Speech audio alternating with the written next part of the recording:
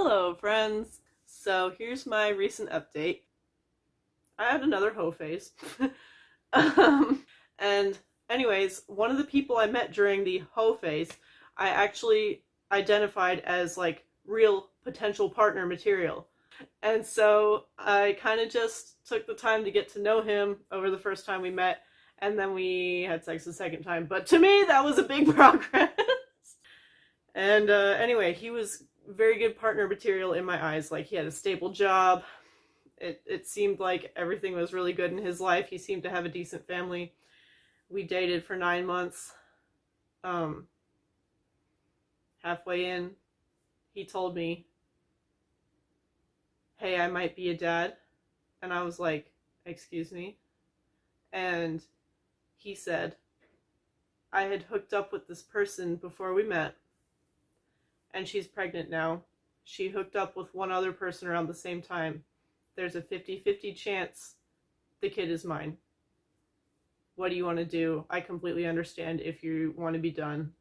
And I don't know, man, I loved him. Like, he was very kind and respectful to me the whole time. Every time he came over, he was so nice. There was nothing I could really complain about. The emotional availability was a little bit not there, but I kind of knew that from the beginning. I knew that was what I was getting into, and honestly, some people just need a good, kind person to open up to. And I don't want to toot my own horn, but I feel like I can be that person.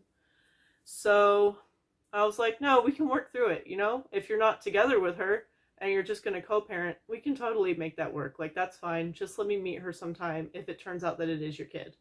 And he was like, yeah, cool. Thanks for understanding. So a month later or whatever, when the test results came back, it was his kid. So then I was like, okay, when's the due date? You know, like, let me know a little bit more. How'd you meet her? Blah, blah, blah. And so we talked about all that. And I said, I would like to meet her sometime. And he said, well, she's really stressed out with being like 8 months pregnant. And so it's probably better to wait till a little bit after the baby is born. That's fair. So I said, yeah, we can wait. And then the baby's born. He sends me the pictures. He's like, oh my God, look at my baby. This is so cool. And like, yeah, okay. So the baby is born. And life goes on. He's more busy, clearly, because now there's a baby. And they're doing a good job co-parenting together. And like, he sees the baby on the weekend and stuff. And throughout this whole thing, something that was very strange to me is I never went to his place. And all you people are about to come in the comment section, first of all, after me about hoeing and sleeping with people on the first day. But you're also going to come after me for the amount of red flags that I just completely ignored, okay? And let me list them for you right now, give you some fuel for your comments. I never once went to his place. I never even drove to his city. I only got his address because of this random thing where I needed a new address to order some free shit. Like, he was very reluctant to give me the address, and it was supposedly his old address, like, that he was moving out from too. So yeah. And yeah, I never went over to his place. I never met anyone he knew. I never met any of his friends, any of his family. Didn't meet the baby mama. Barely even got any pictures of the baby. And it should have been a huge red flag. It went on for 9 months. He always came to see me. He never spent the night. The literal one time he spent the night was we went on a beach trip.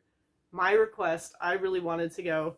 And he said we could make it a day trip, but I was like, if we're going to go out there, I didn't realize how close it was, but I said, if we're going to go out there, I want to make it a whole thing.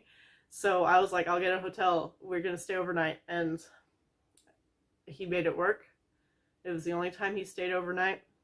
And I've been talking to my counselor about him, obviously, because when you talk to your, or I should say therapist, I always say counselor, but yeah, therapist. When you talk to them, you tell them about your life and what's happening.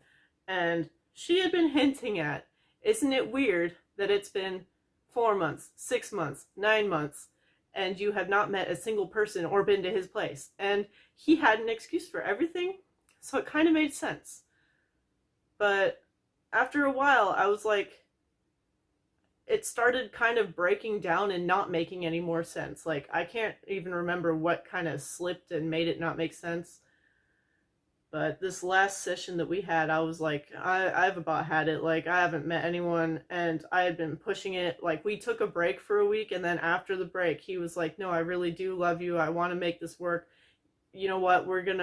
I can have a sleepover this week, which is the illusion of progress, but I still don't know anything about his life. And then he was like, you can meet my best friend from high school. Also the illusion of progress, but that's not somebody who is like critically important in your life.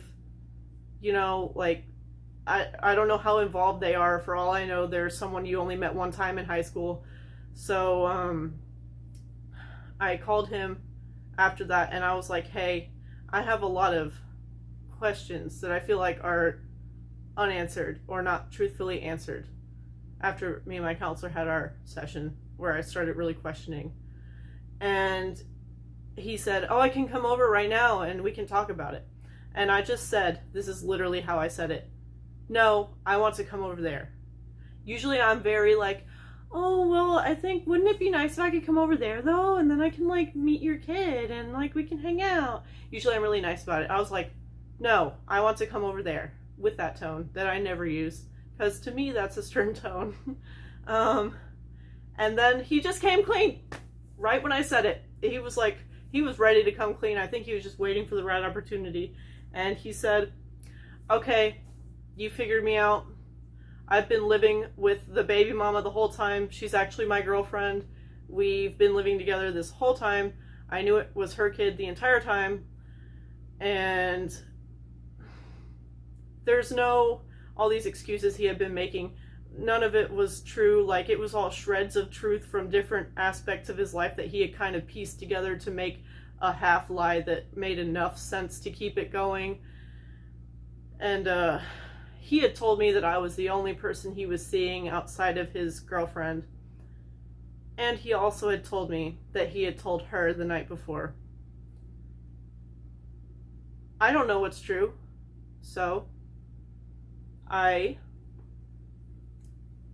pieced together the information he had given me about her, job description, name, where they live, and I cross-verified pictures on Facebook and LinkedIn, and I found her, and I called her work and had them transfer me to her, but she didn't answer and didn't have a voicemail set up. So I called them again and said, how can I contact her? And they gave me her work email.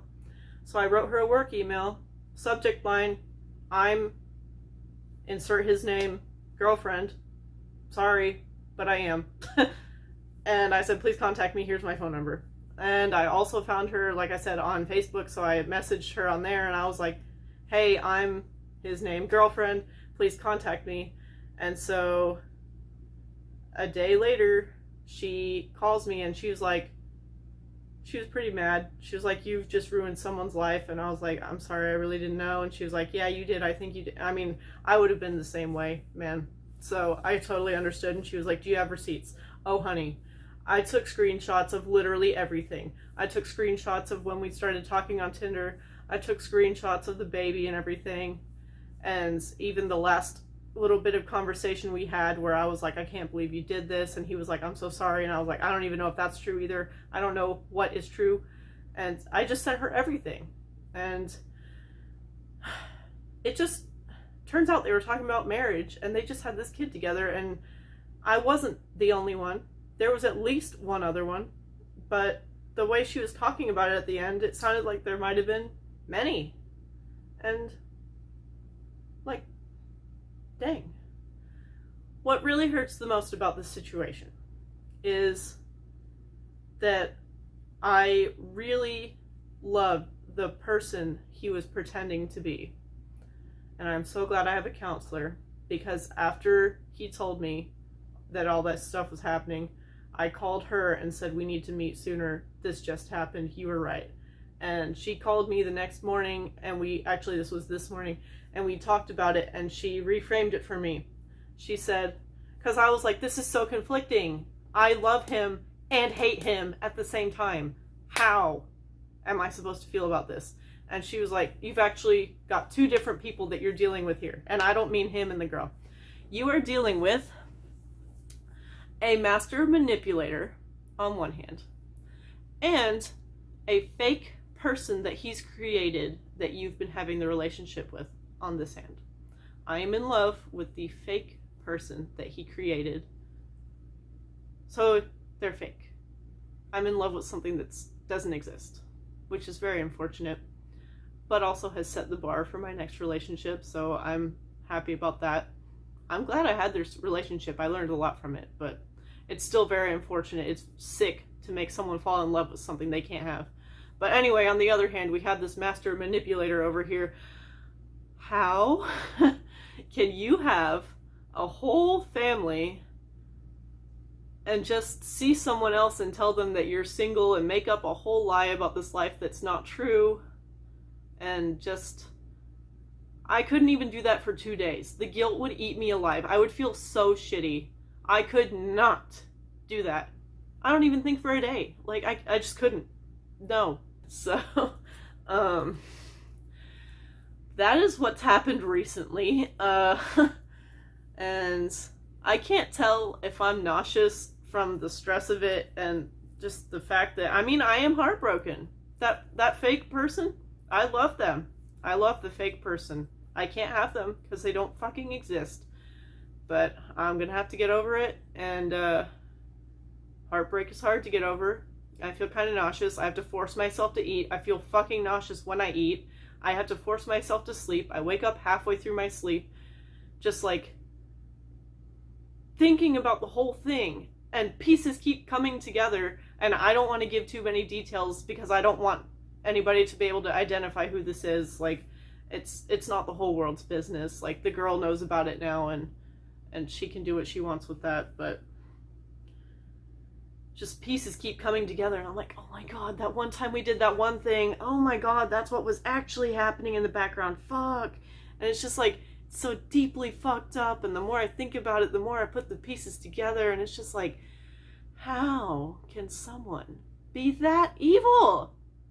How can you be that evil to have a whole other relationship and be falling in love with someone, supposedly, and just telling them like lies, and building, and the lie gets bigger and deeper, and it's just like they say in the movies, oh, the lie just got so big I couldn't manage it anymore, and I was drowning in it, and I didn't know what to do. That's what fucking happens when you cheat on your partner and get yourself into a mess like this. Don't cheat on your partner, okay? Even if it was just going to be a one-time thing. You never know. Apparently, I was going to be a one-time thing, or a short fling for him, and then it became this whole thing. I became his girlfriend, we, like, fell in love, supposedly, and it was a whole thing, man. Like, don't even open yourself to that. I do believe humans are capable of loving more than one person at a time, but if your partner wants to be monogamous and you agreed to that, then fucking stick with it, okay? Like, or just come out as poly and figure it out. Like, don't do things behind their back. That's so rude, so mean. It's indescribable how mean and evil that is. Literally, no one wins here. I'm in love with something I can't have. She, the girlfriend, is fucking devastated. They were gonna get married, maybe. Like, they were talking about it, apparently. And now, this. And I'm not the only one either. Like, he was doing this with multiple people. Like, and they have a kid together. She conceived right when we started talking. What in the hell has to go through your mind that you decide, oh, my girlfriend just got pregnant, this is probably a good time to pick up a side chick? Who thinks that? Even without having a kid or being pregnant. Who just gets a side chick? How about if you have an issue with your relationship, you talk about it and work it out, or if it's not fixable, you either get over it or end the relationship like a fucking adult. Like, really. Even if you guys end up breaking up, it is so much better to just talk to your partner about any problems you're having, or if you want to be poly or E&M, ethically non-monogamous, or whatever. Like, seriously, just, even if you just want a hall pass to, like, go fuck some random person one time, like, I don't know, but talk to them. Do not do things behind their back. It's devastating for everyone involved. His life is completely ruined now, I'm sure. Her life, I mean, she has a stable job, but like, oh my god, she has a kid with this dude, so now she has to be involved with him for at least the next 18 years, and he just did her dirty at least twice. Like, I feel so bad for her. Honestly, I was crying for myself yesterday. Now I just feel bad for her. I think I feel more bad for her than for me, because at least I can walk away from it and not have any attachment. But like, damn, she has a kid with this guy. They were gonna get married, man. That's something. So this was supposed to be a life update, but that's been mainly what's going on in my life. So that's my update. And if you know anyone who has this kind of tendency, or you think might do some kind of side chick shit like that, please send this to them. And also, if you know anyone who has been the side chick without realizing it, and then it turns out their boyfriend that they're so deeply in love with had a whole family, I mean, maybe send this to them. Maybe they can like feel better that they're not alone. But yeah, please learn from this and don't do it. Don't be involved in any of it at all. Like, please just talk about your problems with your partner. Any reasonable, understanding human being would rather have you talk to them about problems than to do this. And if they would not rather talk about it, you can probably get a better partner that would. So that's what's going on with me. So yeah. Okay, bye.